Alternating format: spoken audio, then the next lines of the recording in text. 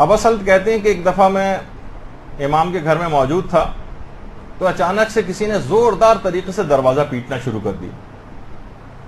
میں نے دروازہ کھولا تو دیکھا کہ بادشاہ کا قاصد آیا ہوا ہے ہارون کا، اور انتہائی غصے میں، اور دروازہ اس طرح سے گویا کہ دروازے کو توڑ ڈالے گا، اس طرح سے دروازہ پیٹ رہا تھا. میں نے دروازہ کھولا، اس کو سلام کیا، اس نے سلام کا جواب بھی نہیں دیا اور سینے پر ہاتھ مار کے دھکا دے کے اندر داخل ہو گیا اور پوچھا کہ امام کے متعلق کہ وہ کہاں ہیں.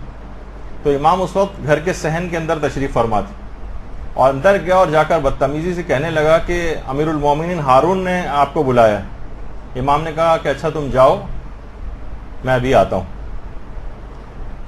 چلا گیا قاصد. ابا سلط کہہ رہے ہیں میں بہت زیادہ پریشان ہو گیا کہ ہارون بھی اتنے زیادہ غصے میں ہے، کہیں امام کو کوئی نقصان نہ پہنچائے.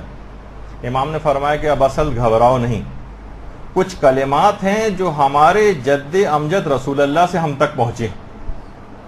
اللہم صلی علی محمد وعلی محمد.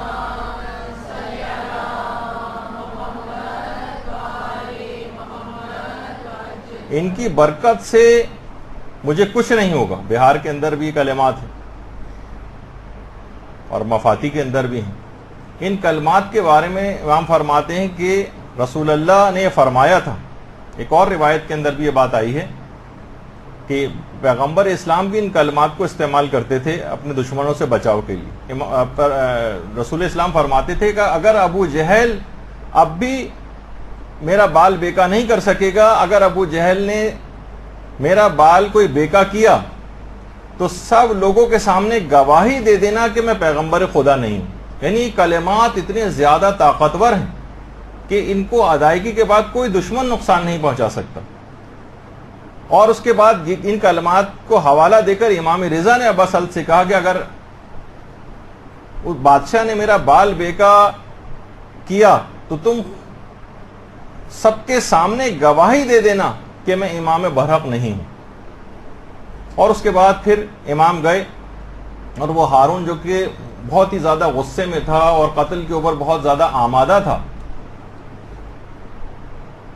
امام جیسے اندر داخل ہوئے تو امام یہ کلمات پڑھتے ہوئے گئے. اچھا اب ان کلمات کا ترجمہ دیکھیں اور اس لحاظ سے ایک پیغام بھی ہے آپ سب لوگوں کو کہ سب کو ان کلمات کو زبانی یاد کر لینا چاہیے، بچوں کو یاد کروانا چاہیے، کیونکہ ان کے الفاظ ہی دیکھیں کتنے زیادہ ایسے اسٹرانگ ہیں کہ امام یہ جو کہتے ہوئے گئے، شروع کرتا ہوں اللہ کے نام سے جو بڑا مہربان اور نہایت رحم کرنے والا ہے. شروع کرتا ہوں اللہ کے نام سے، میں تجھ سے خدا کی پناہ چاہتا ہوں، چاہے تو با تقوی ہو یا بے تقوی ہو. خدا کی مدد سے میں تیرے کان اور تیری آنکھوں کو بند کر رہا ہوں. تیرے پاس مجھ پر تسلط حاصل کرنے کا کوئی راستہ نہیں، نہ میرے کانوں پر، نہ میری آنکھوں پر، نہ میرے بالوں پر، نہ کھال پر، نہ گوشت پر، نہ خون پر، نہ دماغ پر، نہ اعصاب پر، نہ میرے مال پر، نہ ہی میرے رزق پر کہ جو خدا نے مجھ کو عطا کیا ہے. میں اپنے اور تیرے درمیان ایک پردہ ڈال رہا ہوں، ایسا پردہ جو نبوت کا پردہ ہے، یعنی وہ پردہ جس کو انبیاء نے فرعون جیسے ظالم اور جابر بادشاہوں کے حملوں سے بچنے کے لیے اپنے اور ان کے درمیان ڈالا تھا.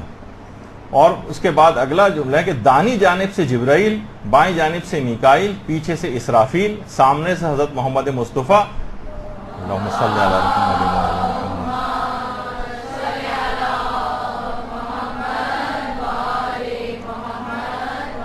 یہاں تک کہ خداوند بھی کہ جو میرے حالات کو جانتا ہے، تیرے شر کو مجھ سے روکے ہوئے ہے اور شیطان کو مجھ سے دور کیے ہوئے. پروردگار وہ تیری قدرت سے نادانی کی بنا پر غافل ہو کر مجھ کو دہشت زدہ اور ذلیل و خوار نہ کر دے. پروردگار میں تیری پناہ چاہتا ہوں، پروردگار میں تیری پناہ چاہتا ہوں، پروردگار میں تیری پناہ چاہتا ہوں. یہ ترجمہ ہے اس حرص کا. امام یہ حرص پڑھتے ہوئے یہاں تک کہ ہارون کے پاس جا کر کھڑے ہو گئے.